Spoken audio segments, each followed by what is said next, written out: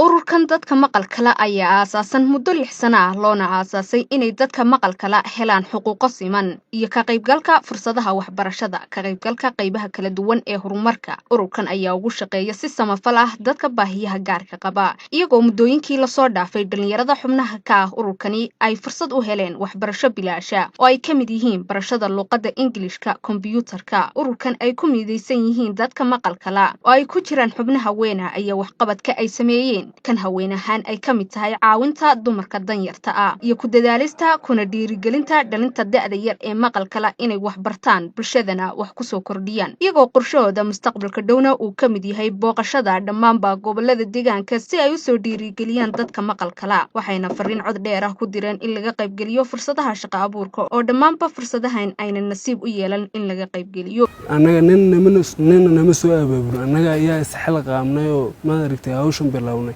cid mushaarna siisan ma jirto xafiisku aad buu yaray xafiisana imika joogno meel gaar oo aan ma aragtay aan wax ku barnana ma jirto imika dadka wax maqlaya iyaan markay ay sabtada ee axad markay maqayn ayaa wax ku dhignaa marka hadii la siiyo meel fiican oo ma aragtay aan wax ku dhigno si fiican baan u dhiginaa xitaa iskuul gaar ah hadaa la furo anaga ayaa macallimiin ka noqonayno bilaash mushaar la'aan baan ugu dhigi lahayn sababta loo asaasay wixii saan u helno xuquuq siman sida waxbarashada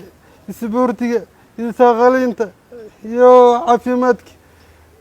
marka sabaha loo furay waxa badan ee jira waxaan leenahay sangudi